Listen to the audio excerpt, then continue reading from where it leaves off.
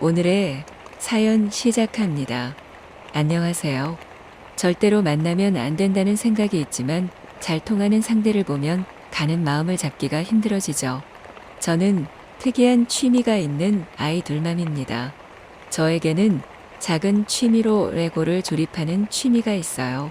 대부분 남자분들이 좋아하는 취미인데 저는 어렸을 때부터 오빠와 함께 자라면서 남자아이들이 가질 법한 취미를 참 많이 가졌나요?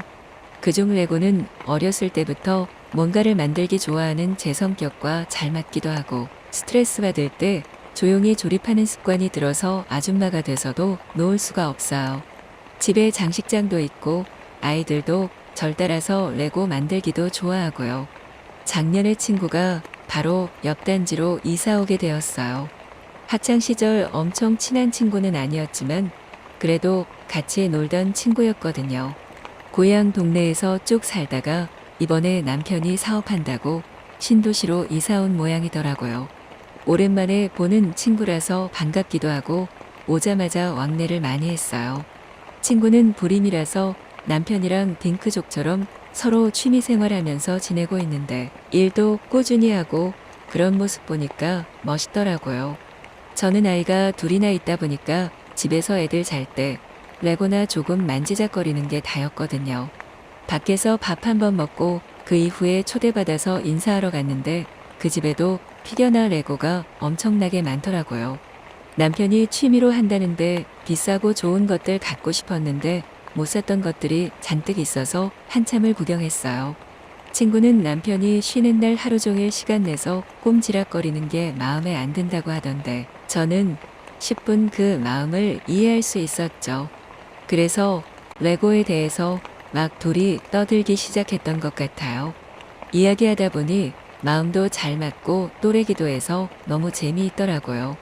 사업을 하는 친구 남편의 특성상 쉬는 날이 들쭉날쭉이라고 아이들 데리고 한번 놀러 오면 작은 레고나 장난감은 주신다고 해서 신났어요. 그날 조립도 하지 않은 미개봉 상품을 선물로 주셨는데 제가 갖고 싶어 하던 거라 어찌나 고맙던지 보답해야겠다 싶었죠. 안 그래도 남편이 너무 비싼 걸 사면 은근슬쩍 눈치 줘서 엄청 좋은 건 또 못 사고 있었거든요.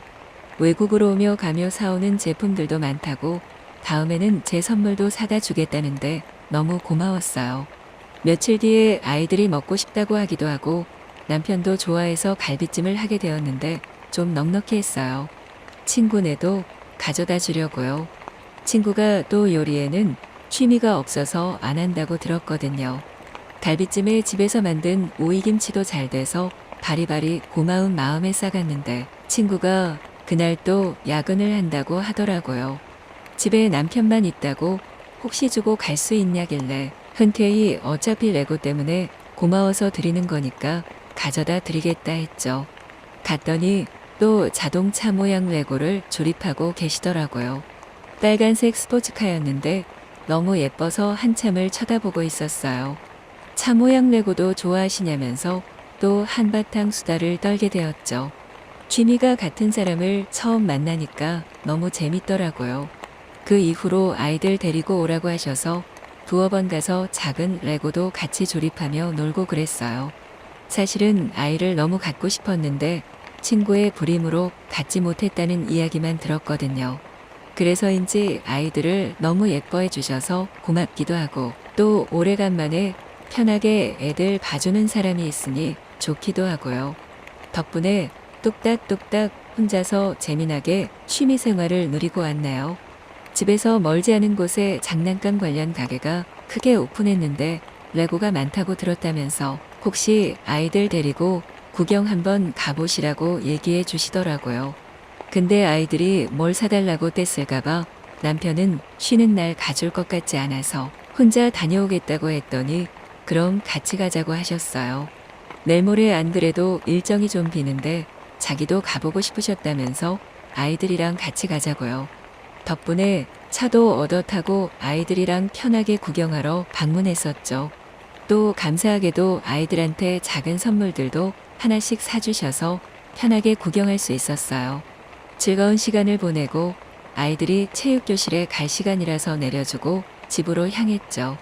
집에 있는 것들 좀 구경해도 되냐고 남이 만든 거 구경하는 것도 좋아한다고 하길래 집이 좀 지저분하지만 괜찮다면 보고 가시라고 했어요.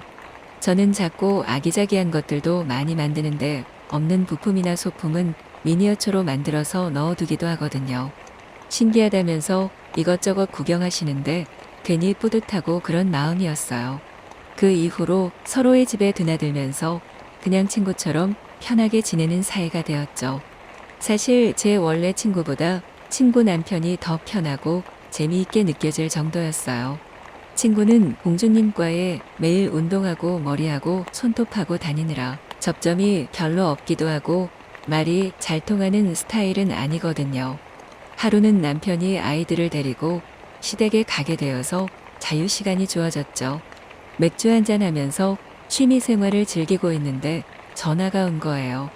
와이프가 야근이기도 하고 저도 혼자 레고한다고 해서 혹시 미니어처 만드는 거 구경할 겸 가도 되겠냐고요. 흔쾌히 오라고 하고 같이 맥주 한잔 하면서 이런저런 이야기도 많이 나눴죠.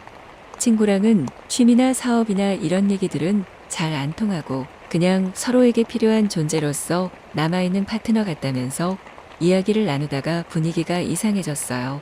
남편도 없고 아이들도 없는 집에서 제가 그렇게 부정한 일을 하게 될 줄이야 꿈에도 몰랐네요.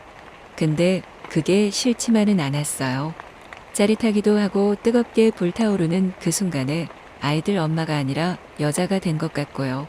그 사람도 오랜만에 남자가 된 기분이라면서 취미도 함께하고 이것저것 함께 나누는 긴밀한 친구 사이로 지내면 어떠겠냐고 묻더라고요.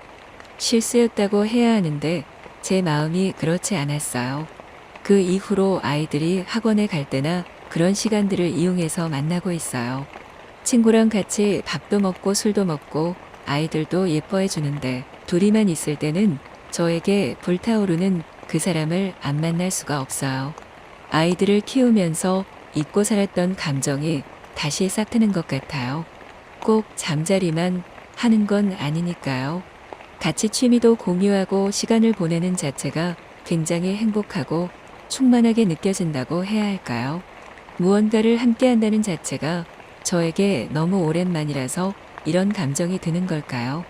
다음 주에 또 시간이 맞아서 이번에는 가까운 곳에 드라이브 겸 놀러 가기로 했는데 그날만 기다려줘요.